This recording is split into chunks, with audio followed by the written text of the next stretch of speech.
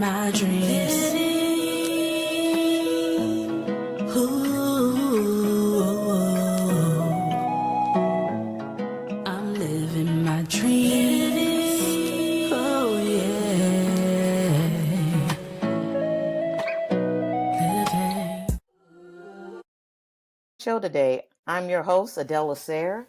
I'm your marketing and advertising expert. Tanisha Polk, your content creator and production expert, is on vacation today.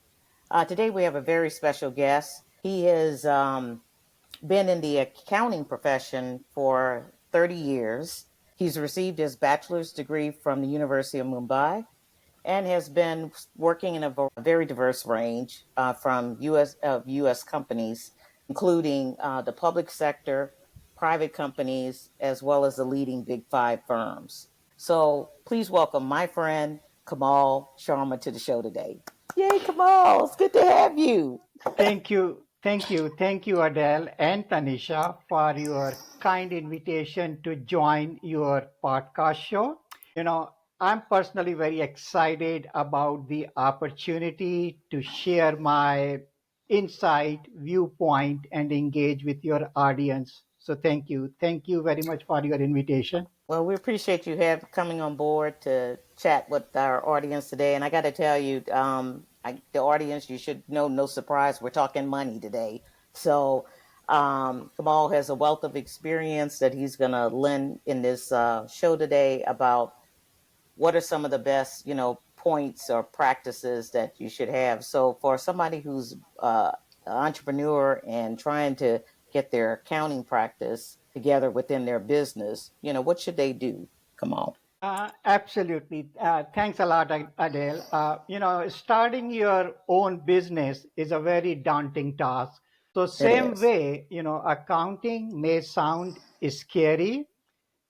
Uh, it is nothing but just be smart, use your common sense, and separate your personal and business finances. Once the business plan is initiated, it is very critical to implement a proper accounting system to track your assets, liabilities, equity, income and expenses, vendor invoices, customer invoices, payment. This will provide you a very valuable insight into your business financial health. I will say just use your common sense. Well, and one of the things you just mentioned was separating the personal from the financial, from your business side. And could you give us a little bit more detail why that's so critical? Absolutely. This is one of the very common thing, when you start with your own small businesses, you have your own, you just have one company credit card, and often people use it for their businesses as well as personal expenses to charge.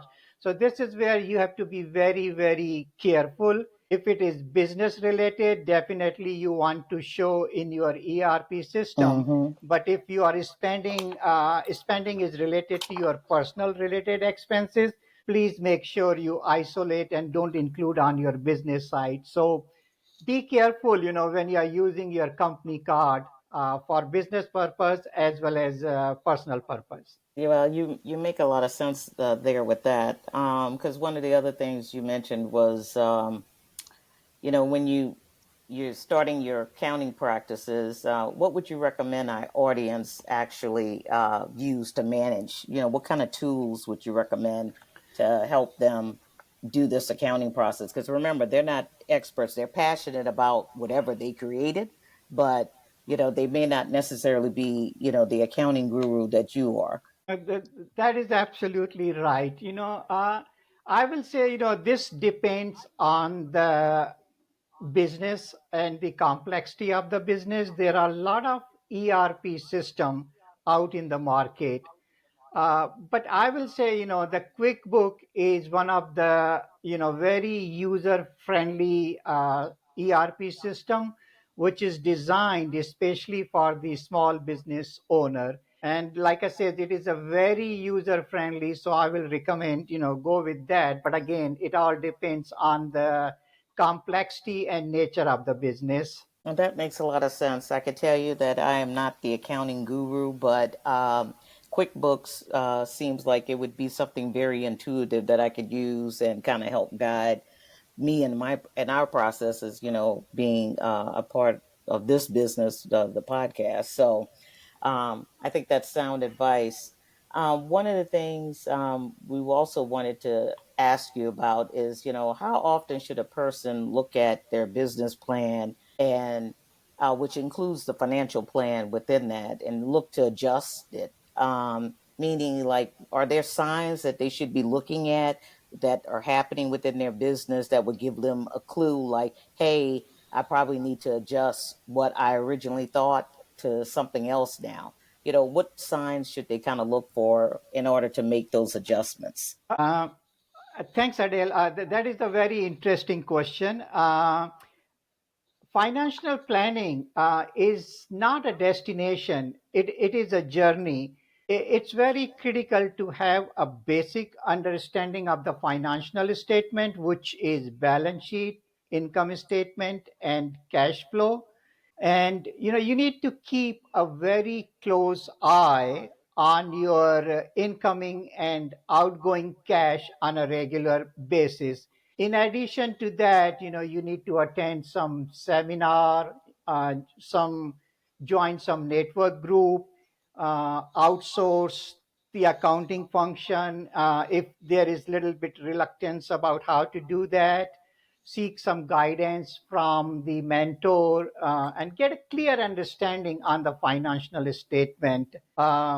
You should have a realistic budget, account all your expenses, including fixed costs such as salaries, rent, utilities, and then you should have a good understanding on the variable cost, which could be, the regular day-to-day supply, marketing event, office supplies, etc., etc.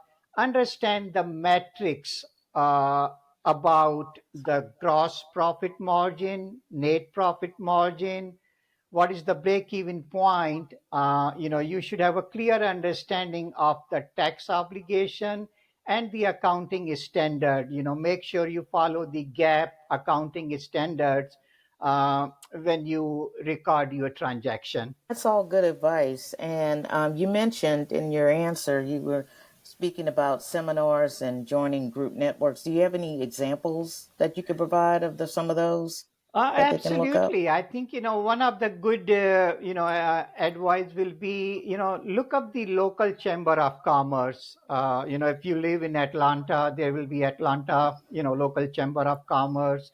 But depending on where you live, just look up the local chamber of commerce. Then in addition to that, you can always join the social media such as LinkedIn. There are a lot of good expertise out there. Simply, once you join any group, you can post your question and you will be surprised. You will get the responses from very different nature of professional people out there.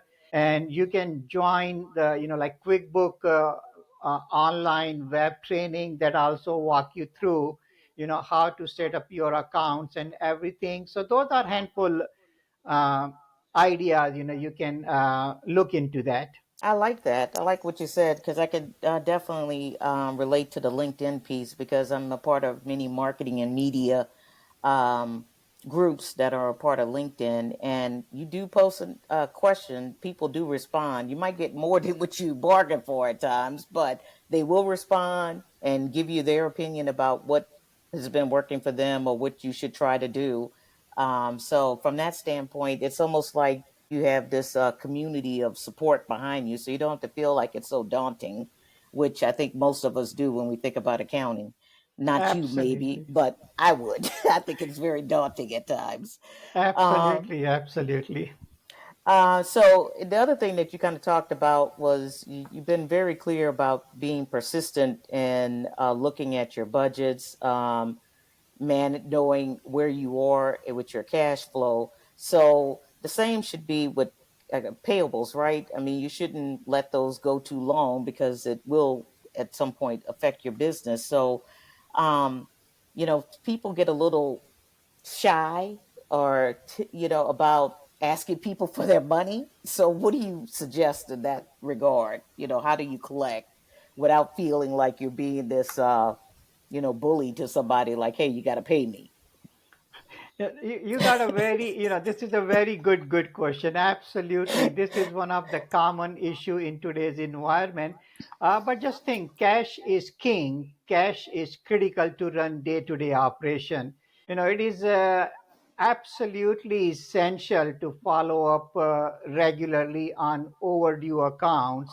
The customer who owes you the money, make sure you follow up with them on a regular basis. Maintain a healthy cash flow so you can pay off the other bills. When cash come in, then only you can pay out the cash. So just be on top of the cash, and think of it as a cash is king, and keep a close eye on it.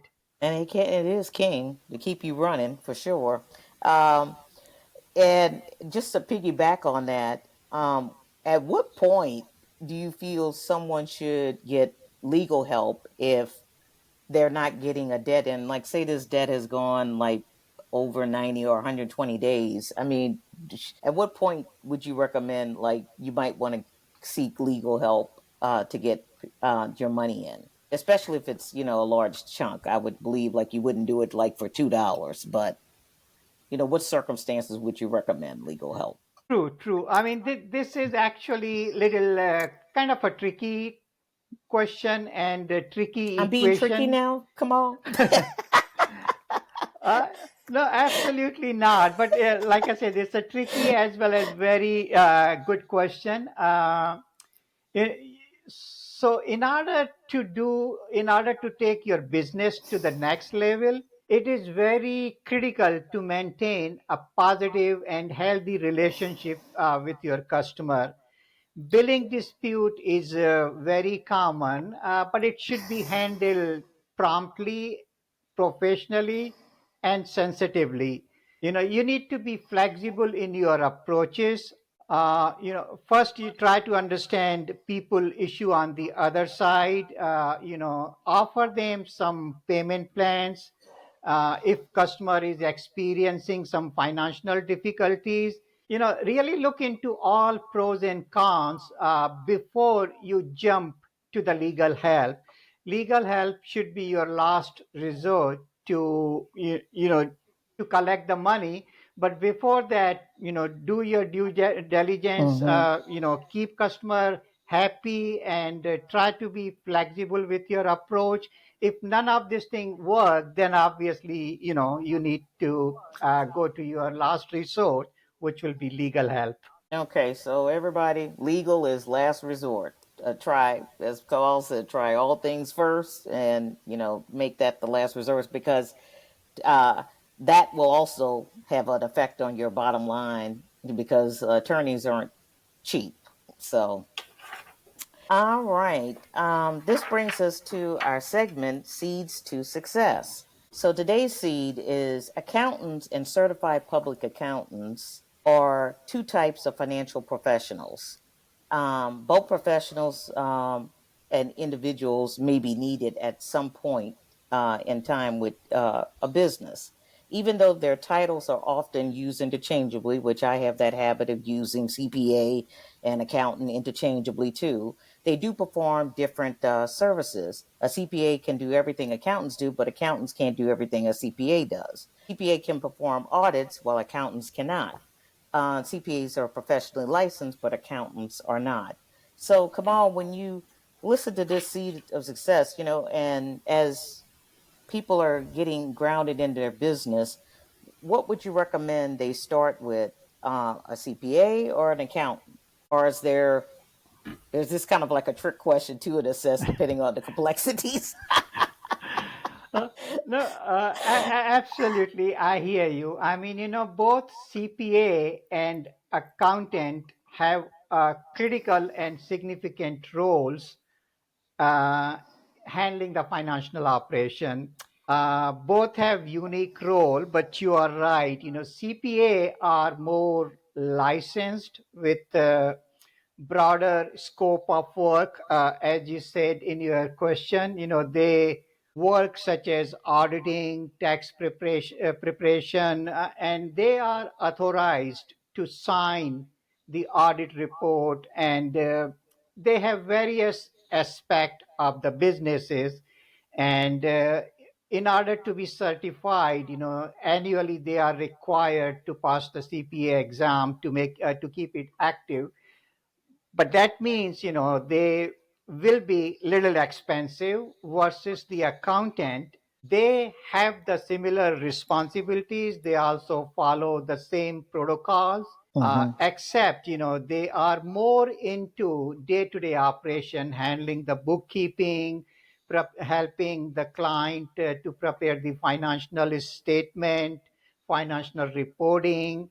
So they will be little more economical versus the CPA. But then again, both sides have pros and cons. So it depends Mm-hmm. on exactly the nature of your business.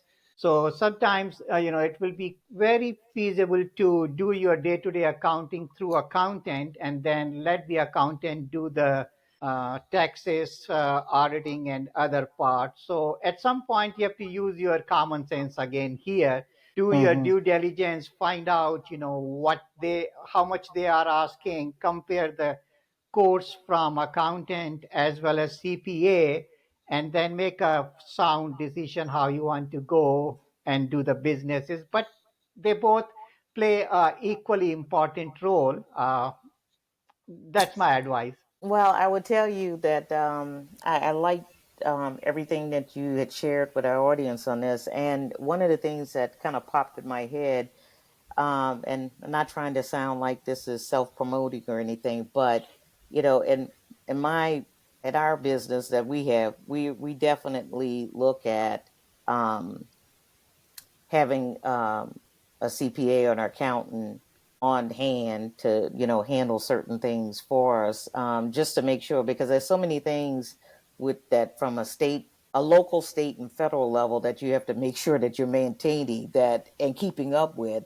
And not all of us are, especially if you're not in this field, equipped, I would believe, to like know what those things are and be mindful of that. And I think you made a good point where you say, like, each of you are playing, all the protocols. So I almost feel like, hey, having that expertise, even if it's on a consulting basis only, I think it's important just to make sure that you are following all of the protocols that, the um, governmental institutions are going to require. Absolutely, and I completely agree with you. Like it's better to have a CPA as a consultant basis. That will be more economically if you are starting your Mm-hmm. business. Down on the road, obviously, you can take a different path, but initially, use them as needed, and then have a regular accountant to do your day-to-day operation